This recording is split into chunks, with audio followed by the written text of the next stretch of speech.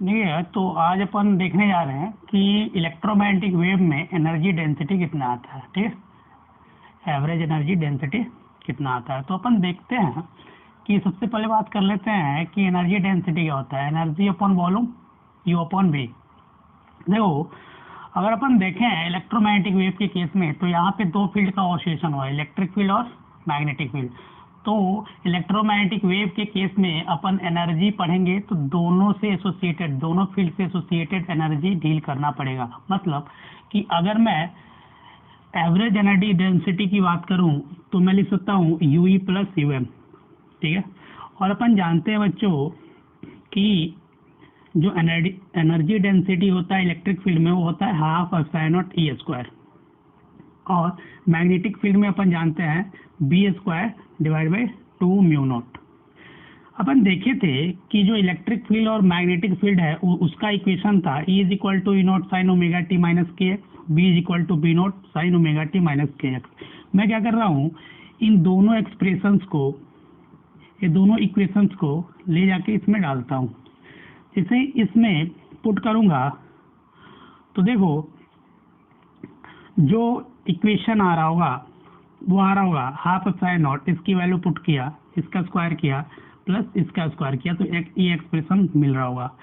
तो अपन बात करें, अगर अपने को एवरेज निकालना है, एवरेज निकालना है तो इस एक्सप्रेशन में मैं एवरेज डालूंगा। तो एवरेज डालूंगा बच्चों, तो देखो ये sine square omega T minus के एक्स और sine square omega T minus के एक्स, और अपने को पता है कि साइन स्क्वायर थीटा का जो एवरेज वैल्यू आता है वो हाफ आता है। तो मैंने क्या किया, यहाँ हाफ से मल्टीप्लाई कर दिया। अगर मैं हाफ से मल्टीप्लाई करूंगा तो देखो जो एवरेज एनर्जी डेंसिटी आ रहा होगा वो 1/4 epsilon naught E naught square plus 1/4, ठीक है, mu naught B not square. बच्चे अधिकतर फॉर्मूला को लेकर के कंफ्यूज रहते हैं। याद रखना, यहाँ ई नॉट और बी नॉट मैंने इलेक्ट्रिक फील्ड और मैग्नेटिक फील्ड की पीक वैल्यू रखा है। ठीक है, अपन एक्सप्रेशन से देख पा रहे हैं कि E is equal to E not sine omega T. तो ये क्या है, ये peak value of electric field और मैग्नेटिक फील्ड है। ठीक है, और अपन जानते हैं एसी से कि जो आरएमएस वैल्यू होता है वो पीक वैल्यू डिवाइडेड बाई √2 होता है। तो यहाँ से मैं पीक वैल्यू चूज करता हूँ और इस एक्सप्रेशन में ले जाके पुट करता हूँ। तो अगर मेरे को एनर्जी डेंसिटी आरएमएस के फॉर्म में देना है तो मैं एनर्जी डेंसिटी को लिखूंगा हाफ, ठीक है, epsilon naught RMS value electric field का square plus 1/2 epsilon naught B RMS का स्क्वायर। यहाँ साफ है बच्चों कि अगर अपने को मैक्सिमम वैल्यू दिया हुआ है तो 1/4 का मल्टीप्लिकेशन फैक्टर आ रहा है, और अगर आरएमएस वैल्यू गिवन है तो 1/2 का मल्टीप्लिकेशन फैक्टर है। चलो, तो ये है average density.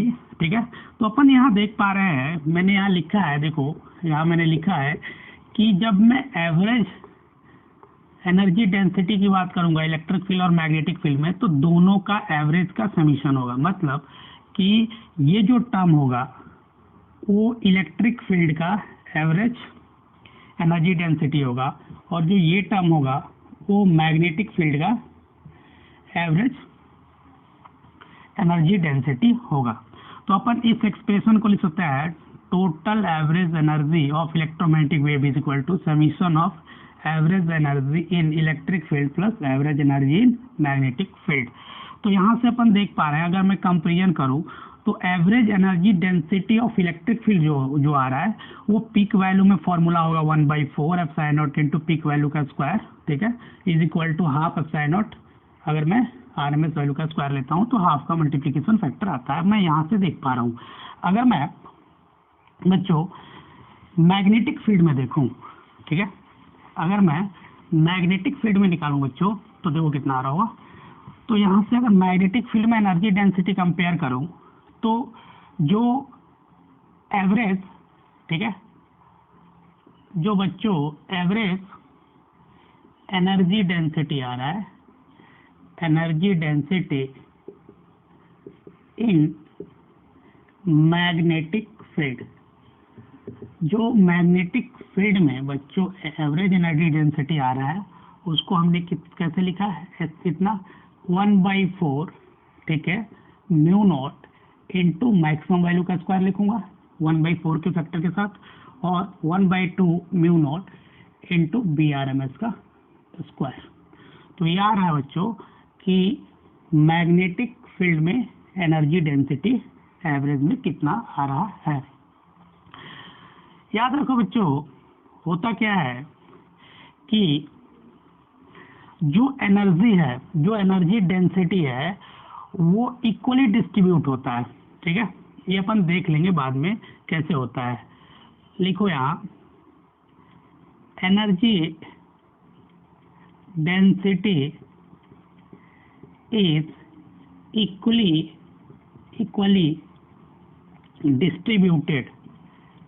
distributed in magnetic field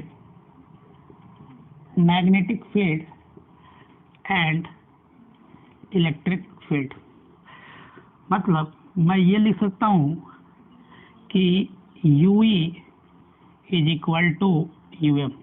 ठीक है, एवरेज जो इलेक्ट्रिक फील्ड में एनर्जी डेंसिटी होगी वो इसके बराबर आ रही होगी।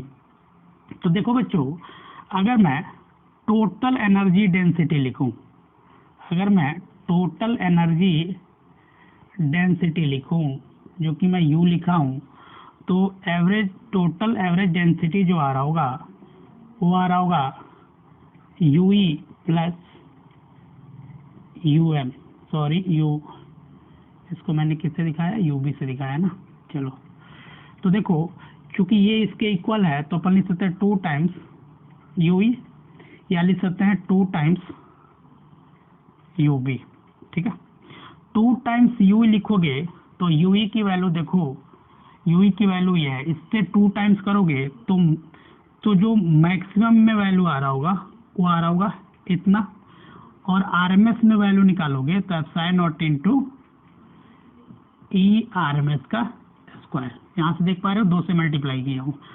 और अगर इसमें देखोगे मैक्सिमम में तो ये इतना आ रहा होगा, और RMS में देखोगे तो देखो 2 से मल्टीप्लाई करने के बाद म्यू नॉट BRMS का स्क्वायर।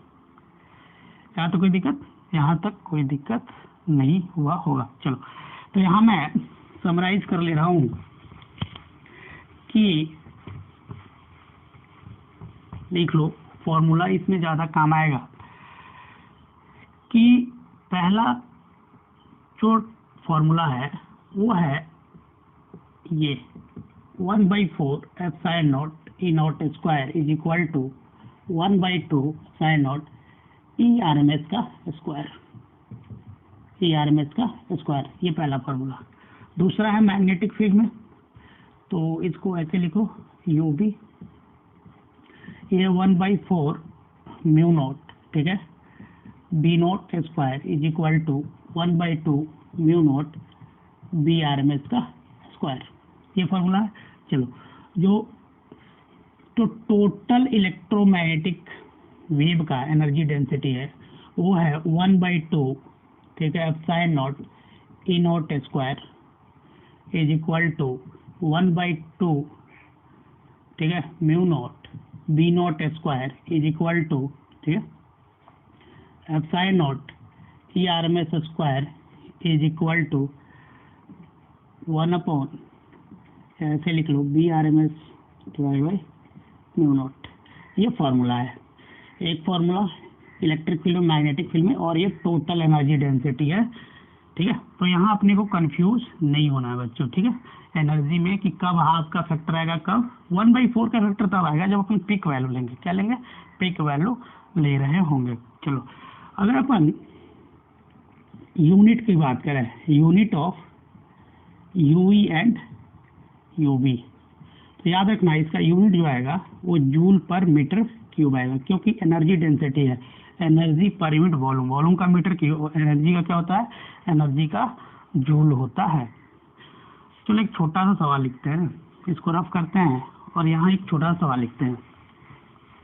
जो सवाल है बच्चों वो ऐसा है कि एक कैपेसिटर है, ठीक है, जिसका जो प्लेट है बच्चों वो सर्कुलर है, क्या है, का प्लेट जो है वो सर्कुलर है। इसके बीच का जो डिस्टेंस है वो 5 mm है, ठीक है। इसके बीच का जो डिस्टेंस है, इस पे प्लस क्यू चार्ज दिया हुआ है और इस पे माइनस क्यू चार्ज गिवन है। ये जो रेडियस है बच्चों वो दिया हुआ है अपने को 12 सेंटीमीटर। कितना दिया है? 12 सेंटीमीटर। इसमें क्या है कि इसमें एक कंडक्शन करंट दौड़ रहा है और ये जो कंडक्शन करंट है वो आईसी है और इसकी वैल्यू अपने आप गिवन है 0.15 एम्पियर, ठीक है। इतना डाटा अपने गिवन है। आपको बताना ये है find the rate of change of potential difference between the plates of this capacitor. इस कैपेसिटर के बीच में आपको ये छोटा सा सवाल गिवन है। सवाल क्या गिवन है, सुनो कि एक पैरेलल प्लेट कैपेसिटर है जिसका जो प्लेट है वो इस शेप का है, ठीक है। उसकी रेडियस गिवन है अपने को, इसके बीच का डिस्टेंस गिवन है 5 mm।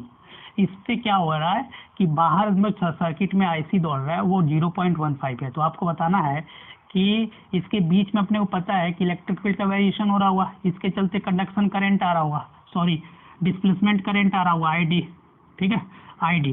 तो आपको आईडी की वैल्यू भी पता करना है और जो rate of change potential difference का बिटवीन द प्लेट उसको निकालना है। चलो अपन जानते हैं कि आईसी बराबर आईडी होता है। क्या होता है? IC is equal to ID.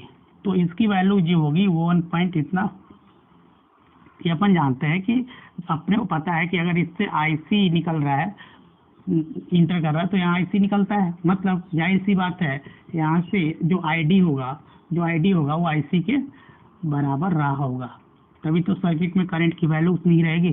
चलो ठीक है, अब मैं क्या कर रहा हूँ, अब मेरे को निकालना क्या है कि C की वैल्यू कितनी आएगी। C निकालना है तो A F sine not divide by D होगा। यहाँ D की वैल्यू अपने को 5 में, A की वैल्यू अपन डाल सकते हैं, A की value pi are square, pi into r square 12 into 10 का पावर माइनस 2 मीटर हो जाएगा ये का square, pi are square into f sine nought की वैल्यू डाल देना और D की वैल्यू 5 इंटू 10 का पावर माइनस 3 मीटर। अगर इसको आप कैलकुलेट करते हो तो जो C की वैल्यू आ रहा होगा वो देखो कितना आ रहा होगा। जो C की वैल्यू मिल रहा होगा अपने को, वो जो मिल रहा होगा 80.1 इंटू 10 का पावर माइनस 12, ठीक है, फैरेड। ये जो है इतना अपने को C की वैल्यू मिल रहा होगा। और देखो अपन जानते हैं कि ID इज इक्वल टू, ठीक है, C into dV by dt होता है। अपने को निकालना है dV बाई dt, तो dV by dt is equal to ID by C आएगा, सॉरी ID बाई C, और C की वैल्यू निकाल रखे हैं और ID की वैल्यू है 0.15 डिवाइडेड बाई C की वैल्यू कितनी है, C की वैल्यू है 80.1 इंटू 10 का पावर माइनस 12, या 12 लिख लेना, ठीक है। तो ये जो आ रहा होगा, ये आ रहा होगा इसकी यूनिट वोल्ट पर सेकेंड, ठीक है, dV बाई dt। इसको जैसे ही आप कैलकुलेट करते हो तो इसका जो कैलकुलेशन की वैल्यू आ रहा होगा वो आ रहा होगा 1.87 इंटू 10 का पावर 9 वोल्ट पर सेकेंड, ठीक है। तो ये था छोटा सा सवाल। चलो कुछ फॉर्मूला लिख लेते हैं जिसका नीड जो है आगे पढ़ सकता है। जैसे अपने को पता है कि frequency is equal to 1/t हो जाए, ठीक है, ये बात अपने को पता है कि फ्रीक्वेंसी बराबर 1/t होता है और फ्रीक्वेंसी इज इक्वल टू अपन लिख सकते हैं c बाई लैम्डा। तो देखो टाइम पीरियड जो आ रहा होगा वो लैम्डा बाई c आ रहा होगा, ठीक है। तो देखो रिफ्रैक्टिव इंडेक्स जो होता है वो होता है speed of light in vacuum divided by speed of light in medium. तो इससे रिफ्रैक्टिव इंडेक्स ऑफ मीडियम आसानी से कैलकुलेट कर सकते हैं बच्चों ना। यहाँ से आसानी से रिफ्रैक्टिव इंडेक्स कैलकुलेट कर सकते हो। चलो एक और छोटा सवाल लिखते हैं। सवाल ऐसा है कि एक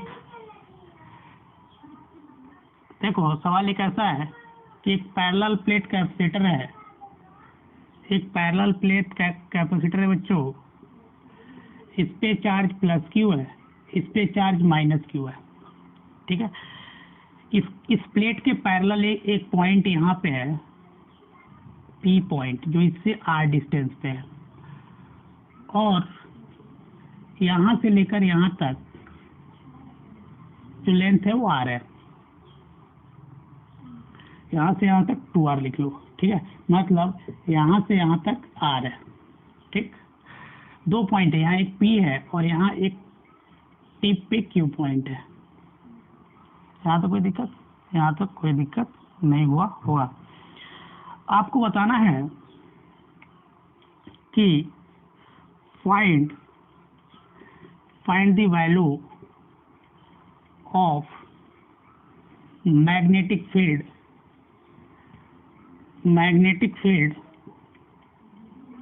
eight P and Q। P और Q पॉइंट पे मैग्नेटिक फील्ड कितना आ रहा होगा। देखो अपन जानते हैं कि पैरेलल प्लेट कैपेसिटर के बीच में जो करंट दौड़ता है वो ID है, ठीक है। ID दौड़ रहा होगा और मेरे को P पॉइंट पे, अगर P पॉइंट पे एक सर्किल ड्रॉ करे, P पॉइंट पे एक सर्किल ड्रॉ करे तो ये कैसा आ रहा होगा, Q पॉइंट पे एक सर्किल ड्रॉ करे तो ऐसे आ रहा होगा। तो अगर अपन ACL यूज करते हैं बच्चों, अगर ACL यूज करते हैं P पॉइंट पे, तो integration over B dot DL is equal to mu not into I enclosed.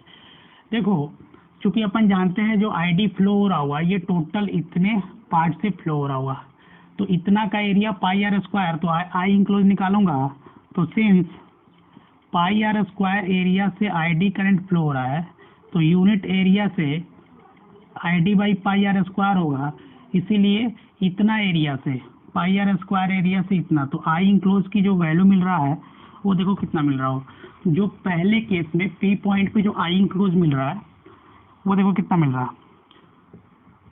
जो आई इंक्लोज है बच्चों वो मिल रहा है ID into r square divided by capital r square. अब मैं ACL लगाता हूँ P पॉइंट पे, तो B into 2 pi R is equal to mu not into I enclose लिखूंगा तो ID square divided by R square आ रहा। यहाँ से कैंसिल, तो B की जो वैल्यू आ रही है mu naught ID into R divided by 2 pi are square आ रहा होगा। अगर अपन Q पॉइंट पे देखें तो जो आई इंक्लोज होगा बच्चों वो ID के बराबर आएगा, तो B into 2 pi capital r is equal to mu not into ID आ रहा होगा। तो B एट Q पॉइंट जो आ रहा होगा ये B एट P पॉइंट है, B एट Q पॉइंट आ रहा होगा mu naught ID divided by 2 pi R। यहाँ तो कोई दिक्कत, यहाँ तक कोई दिक्कत नहीं है। तो ये ऐसा क्यों आ रहा है, मैग्नेटिक फील्ड का generation between the parallel plate capacitor क्यों आ रहा है, क्योंकि अपन जानते हैं कि टाइम वेरिंग इलेक्ट्रिक फील्ड जो है मैग्नेटिक फील्ड प्रोड्यूस करता है, उस मैग्नेटिक फील्ड का अपन कैलकुलेशन कर रहे हैं between the plate of parallel plate capacitor और अनदर प्लेट कैपेसिटर, ठीक है। चलो यहाँ तक कोई दिक्कत, यहाँ तक कोई दिक्कत नहीं हुआ होगा।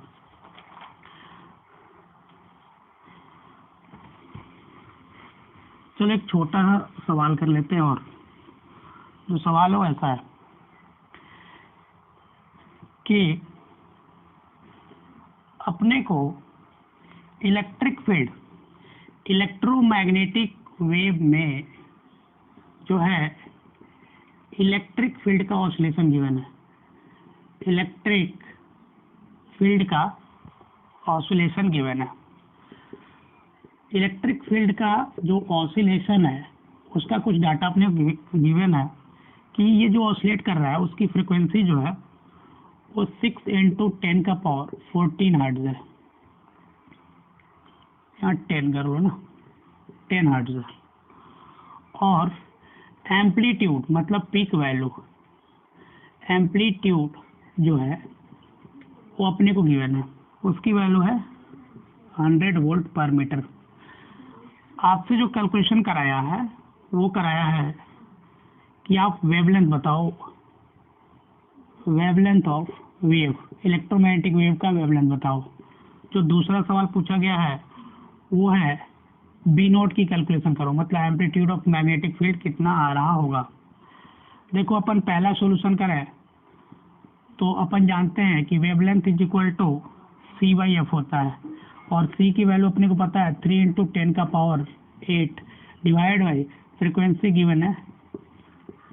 इसको कैलकुलेट करोगे तो ये वैल्यू इतना मिल रहा होगा। इसको अपन लिख सकते हैं 0.5 सेंटीमीटर के बराबर। कितना लिख सकता है? 0.5 सेंटीमीटर के बराबर। सिमिलरली अगर बी नंबर सवाल देखें तो अपने को पता है कि E naught by B naught is equal to C, तो यहाँ से B naught is equal to E naught upon C लिख सकते हैं, और ई नॉट की वैल्यू अपने को गिवन है 100, सी की वैल्यू 3 × 10⁸ होता है।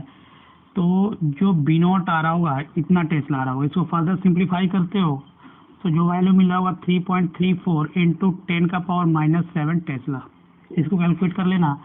चलो अब हम बात करने जा रहे हैं इंटेंसिटी ऑफ इलेक्ट्रोमैग्नेटिक वेव कि इलेक्ट्रोमैग्नेटिक वेव की इंटेंसिटी किसे कहते हैं या ये क्या होता है। चलो अगली हेडिंग डालते हैं,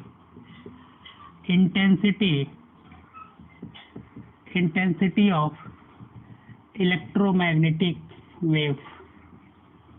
देखो अपन इंटेंसिटी का फॉर्मूला जानते हैं। क्या होता है इंटेंसिटी? अगर एनर्जी किसी भी पर्टिकुलर एरिया से अगर एनर्जी पर यूनिट वॉल्यूम पर यूनिट एरिया निकाल दें, अगर एनर्जी पर यूनिट वॉल्यूम और पर यूनिट एरिया निकाल दें तो अपन बोलते हैं वो इंटेंसिटी है। क्या है बच्चों? इंटेंसिटी है।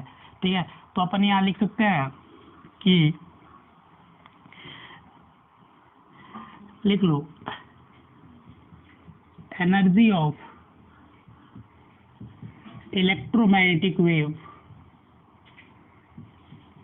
पर unit area per unit time perpendicular to the propagation of wave is known as intensity. क्या बोलते हैं? Intensity of EM waves. Electromagnetic wave की अपन उसको इंटेंसिटी बोलते हैं। चलो तो अपन देख पा रहे हैं कि मैंने इंटेंसिटी को लिखा है एनर्जी, ठीक है, एनर्जी पर unit area per unit time. यहाँ एनर्जी को मैं यू से दिखा रहा हूँ, ठीक है, एनर्जी पर यूनिट। और अपने को पता है बच्चों कि एनर्जी बाई टाइम क्या होता है? पावर। तो पावर अपॉन एरिया भी लिख सकते हैं, क्योंकि एनर्जी बाई टाइम जो होता है वो पावर होता है। ठीक है, एनर्जी अपॉन टाइम क्या होता है? पावर होता है। चलो मैं एक केस लेता हूँ, मैं एक ट्यूब बनाता हूँ जिसका लेंथ जो है वो एल रखता हूँ। क्या रख रहा हूँ? जो उसका लेंथ है वो एल रख रहा हूँ। यहाँ से यहाँ तक लेकर के एल है। अगर मान लो कि इसमें इलेक्ट्रोमैग्नेटिक वेव जो है वैक्यूम है, v इज इक्वल टू सी से ट्रेवल कर रहा है, तो एल लेंथ जो ट्रेवल करेगा टोटल वो c × t लिखेंगे ना इसको। और ये एरिया जो है, ये प्रोजेक्टेड एरिया है, इसको मैं a लिख रहा हूँ। तो अगर अपन यहाँ देखें तो मैं एनर्जी को लिख सकता हूँ एनर्जी डेंसिटी इंटू वॉल्यूम। चलो इंटेंसिटी को यहाँ से लिखता हूँ, इंटेंसिटी को लिखूंगा u बाई ए × t। तो एनर्जी को लिखूंगा energy density small u into volume, ठीक है, डिवाइड बाई ए × t। यहाँ से देखो इसकी वॉल्यूम क्या लिखूंगा? ये जो मैं ट्यूब बनाया हूँ एरिया इंटू लेंथ, तो यहाँ लिख दिया a × लेंथ, और ये मैं u लिखा a × t। a से ये गया, ठीक है, और ये u, ठीक, एनर्जी डेंसिटी को स्मॉल u से दिखाया हूँ, ठीक है। और L को मैं c × t लिखूंगा, तो यहाँ c × t लिखा डिवाइड बाई t, t से t गया। याद रखना बच्चों, ये जो एनर्जी डेंसिटी है इलेक्ट्रोमैग्नेटिक वेव का, ये एवरेज डिफाइन करेंगे। क्यों करेंगे? क्योंकि यहाँ पे साइनसॉइडल जो है वेरिएशन है इलेक्ट्रिक फील्ड और मैग्नेटिक फील्ड का। दैट्स वाई जो यहाँ पे लिखना है मेरे को एनर्जी ऑफ, एनर्जी मतलब एवरेज एनर्जी की बात कर रहा हूँ, ठीक है। तो यहाँ इंटेंसिटी को मैं कैसे डिफाइन करूंगा, यू एवरेज इंटू देखो सी। यहाँ तो कोई दिक्कत, यहाँ तो कोई दिक्कत।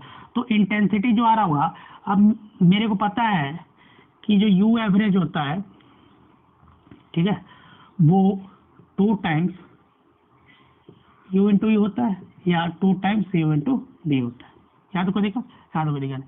तो यहाँ लिखूंगा half epsilon naught E naught square into C. तो ये इंटेंसिटी का एक फार्मूला। जो दूसरा फार्मूला इंटेंसिटी का आ रहा होगा, हाफ mu not into B not square into C. तो यहाँ पे मैं देख पा रहा हूँ जो इंटेंसिटी का फॉर्मूला आ रहा है वो half epsilon naught maximum into C is equal to half mu naught B not square into C. C क्या है, स्पीड ऑफ लाइट ना। सी की वैल्यू क्या है, यहाँ 3 इंटू 10⁸ मीटर पर सेकेंड। यहाँ तो कोई दिक्कत, यहाँ तक कोई दिक्कत नहीं हुआ होगा। चलो एक और छोटा सा कंसेप्ट की बात कर ले रहे हैं, पॉइंटिंग वेक्टर। क्या बात करने जा रहे हैं बच्चों, पॉइंटिंग वेक्टर। जो पॉइंटिंग वेक्टर होता है बच्चों, वो होता है, देखो यहाँ हेडिंग लिख लेते हैं पहले कि पॉइंटिंग वेक्टर क्या होता है। वेक्टर मतलब समझ रहे हो ना, ठीक है। Rate of energy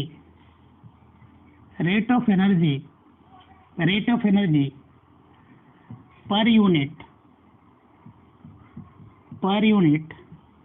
area perpendicular to the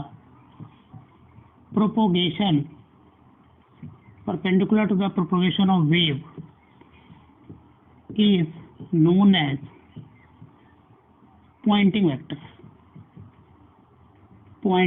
ठीक है। इसको अपन पॉइंटिंग वेक्टर बोलते हैं। देखो इसको एस से दिखाते हैं, किससे दिखाते हैं, वेक्टर है, ठीक है। तो पॉइंटिंग वेक्टर को लिखते हैं अपन E cross b divide by mu nought. देखो अगर अपन देख पा रहे हैं तो जो S का डायरेक्शन आ रहा होगा, वो E क्रॉस बी आ रहा होगा। तो याद रखना पॉइंटिंग वेक्टर जो ऐसा वेक्टर है जो E क्रॉस बी का डायरेक्शन, क्या होता है, E क्रॉस बी का डायरेक्शन होता है direction of propagation of wave. मतलब पॉइंटिंग वेक्टर जो है उसका काम होता है डायरेक्शन ऑफ इलेक्ट्रोमैग्नेटिक वेव निकालना। मतलब यहाँ लिख लो, the direction of Poynting vector is in same direction of propagation of electromagnetic wave. यहाँ तक कोई दिक्कत, यहाँ तक कोई दिक्कत नहीं। चलो यहाँ तक आपको कोई दिक्कत नहीं हुआ होगा। चलो एक और छोटा सा कंसेप्ट की बात कर लेते हैं कि रेडियंट फ्लक्स डेंसिटी क्या होता है। चलो छोटा सा हेडिंग डालो, लिखो रेडियंट फ्लक्स डेंसिटी, ठीक है। ये जो होता है बच्चों, वो ये होता है, इसको अपन लिख देंगे इंटेंसिटी एस। मतलब this is average value of Poynting vector. S का जो एवरेज वैल्यू होता है उसको अपन बोलते हैं रेडियंट फ्लक्स डेंसिटी। क्या बोलते हैं बच्चों, रेडियंट फ्लक्स डेंसिटी। चलो तो देखो एस का जो एवरेज वैल्यू आएगा वो वहां से निकाल है। तो ई बी, यहाँ देखो बच्चों, ई बी क्रॉस प्रोडक्ट है साइन 90 डिग्री। क्यों, क्योंकि ई और बी के बीच में कितना डिग्री का एंगल है, 90 डिग्री ना, इंटू म्यू नॉट। यहाँ तो कोई दिक्कत, यहाँ तो कोई दिक्कत नहीं। साइन 90 की वैल्यू 1 इंटू म्यू नॉट, ये आएगा एवरेज यही है रेडियंट फ्लक्स डेंसिटी ना बच्चों। चलो अपन जानते हैं E is equal to E not sine omega T minus के एक्स, और B जानते हैं B is equal to B not sine omega T minus के एक्स। यहाँ पुट करोगे तो देखो, अगर मैं एवरेज निकालूं तो मैं इसका एवरेज निकालूंगा ना, ठीक, तो इसका एवरेज निकालोगे, एस का एवरेज निकालना है, तो एस का एवरेज मतलब ऐसे डालूंगा। चलो एस का एवरेज निकालूंगा तो देखो ई नॉट और बी नॉट बाहर निकाल दिया जो कांस्टेंट है, और इसको मल्टीप्लाई करूंगा तो देखो sine square omega T minus के एक्स। मैंने क्या किया पता है ना, ई और बी की वैल्यू जो है यहाँ पुट किया, तो ई नॉट बी नॉट और ये साइन स्क्वायर में आ जाएगा, तो देखो डिवाइडेड बाई म्यू नॉट। तो जो एवरेज या रेडियंट फ्लक्स डेंसिटी है वो आ रहा है ई नॉट बाई बी नॉट, और इसका एवरेज पता है कि 1/2 आता है स्क्वायर का, तो ये वाला वैल्यू जो होगा 2 म्यू नॉट आ रहा होगा। यहाँ तक कोई दिक्कत? यहाँ तक कोई दिक्कत नहीं है। अगर मैं वैक्यूम में देखूँ बच्चों, तो वैक्यूम में अपने को ई और बी के बीच में रिलेशन पता है। चलो उसको पुट करके देखते हैं। तो अपन जानते हैं कि E naught upon B naught is equal to C, तो ई नॉट को लिखूँ तो लिख सकता हूँ बी नॉट इंटू सी, और बी नॉट को लिख दूंगा, ठीक है, ई नॉट अपॉन सी। पहले मैं बी नॉट की वैल्यू यहाँ डालता हूँ, तो जैसे ही मैं बी नॉट डालूंगा बच्चों, तो बी नॉट डालोगे तो E naught square upon 2 mu into C आ रहा होगा, ठीक है। अगर आप ई नॉट की वैल्यू डालते हो तो ई नॉट डालोगे बच्चों, तो जो वैल्यू आ रहा होगा वो देखो कितना आ रहा होगा, b not square upon 2 mu into c. This is radiant flux density. ये क्या है? रेडियंट फ्लक्स डेंसिटी है। चलो एक छोटा सा सवाल लिखते हैं। सवाल ये है कि एक बल्ब है, ठीक है, इसके पास पावर जो है ये 100 वाट है, ठीक है, एक बल्ब है उसके पास 100 वाट का पावर है। ये बल्ब जो है 3%, सिर्फ 3% इफिशियंसी जो है वो इलेक्ट्रिकल एनर्जी में कन्वर्ट कर रहा है। किस में कर रहा है? इलेक्ट्रिकल एनर्जी में कन्वर्ट कर रहा है, ठीक है। तो आपको बताना है find the maximum value of electric field at 5 metre distance from the bulb, ठीक है। चलो इसका मैं फिगर आपको बनाता हूँ। जो सवाल है उसको आप समझ गए होगे ना। चलो ये मैं मान लेता हूँ कि वो बल्ब है, ठीक है, ये वो बल्ब है बच्चों, ठीक है। ये क्या कर रहा है कि एक पॉइंट है यहाँ P जो कि बल्ब से 5 मीटर की दूरी पे है। यहाँ पे आपको ई नॉट P निकालना है। अपन जानते हैं कि इंटेंसिटी इज इक्वल टू होता है पावर अपॉन एरिया, ठीक है। और यहाँ power of electromagnetic wave given है। पावर ऑफ इलेक्ट्रोमैग्नेटिक वेव जो होगा वो इलेक्ट्रिक फील्ड का ऑसिलेशन होगा, जो कि इलेक्ट्रिकल एनर्जी जो टोटल पावर है उसका 3% होगा। तो PEM डिवाइडेड बाई एरिया, और PM कितना होगा? Total power of bulb, power of bulb का 3%, power of bulb divided by 3% of power of bulb divided by ये। और अपन इंटेंसिटी को जानते हैं बच्चों कि अगर इलेक्ट्रिक फील्ड के फॉर्म में लिखना है तो टोटल जो वैल्यू आता है वो इतना आता है। और अपन 3% ऑफ पावर ऑफ बल्ब निकालूंगा तो 100 का 3% कितना हुआ? 3 डिवाइड बाई एरिया लिखूंगा तो 4πr² लिखूंगा, यहाँ से 4πr², और r की वैल्यू मैं 5 मीटर ले रहा हूँ, तो चलो 4π इंटू r की वैल्यू मैं डायरेक्ट डाल रहा हूँ, ठीक है। चलो अब अपने को ई नॉट निकालना है, तो E naught is equal to 2 into 3, ठीक, इसको इधर मल्टीप्लाई किया है, डिवाइड बाई 4π एप्सिलॉन नॉट, इसको नीचे ले गया, इंटू 5 का स्क्वायर का रूट अंडर ना। इसको कैलकुलेट करोगे तो 1/4 पाई एप्सिलॉन नॉट को जानते हो, इसको मैं मल्टीप्लाई कर रहा हूँ 6 इंटू 9 इंटू 10 का पावर 9, 1/4 पाई एप्सिलॉन नॉट की वैल्यू डाला डिवाइडेड बाई 5 का स्क्वायर मतलब 25 लिख दे रहा हूँ ना। ये इतना वोल्ट पर मीटर आ रहा होगा। इसको जैसे ही कैलकुलेट करोगे तो ये जो ई नॉट की वैल्यू आ रहा होगा वो आ रहा होगा root under 7.2 is equal to 2.68, ठीक है, वोल्ट पर मीटर ना, इतना आ रहा होगा। चलो ये था छोटा सवाल। चलो एक और छोटा सवाल देख लेते हैं। जो सवाल है वो ऐसा है कि एक इलेक्ट्रोमैग्नेटिक वेव में इलेक्ट्रिक फील्ड का ऑसिलेशन दिया हुआ है। इलेक्ट्रिक फील्ड जो ऑसिलेट कर रहा है उसका डाटा अपने को गिवन है। इलेक्ट्रिक फील्ड की ऑसिलेशन का डाटा अपने को गिवन है। जो फ्रीक्वेंसी गिवन है, जिस फ्रीक्वेंसी से ऑसिलेट कर रहा है बच्चों, वो फ्रीक्वेंसी है 5 इंटू 10 का पावर 14 हर्ट्ज। उसके बाद जो पिक वैल्यू है वो अपने गिवन है 2 वोल्ट पर मीटर। ठीक, आपको बताना क्या है, जो पहला सवाल पूछा गया है वो बताना है average energy density in electric field. जो दूसरा पूछा गया है वो है average energy density of electromagnetic wave. ठीक है, चलो इसको सॉल्व करने की कोशिश करते हैं। अगर इसको देखोगे तो जो डाटा गिवन है वो इतना है ना।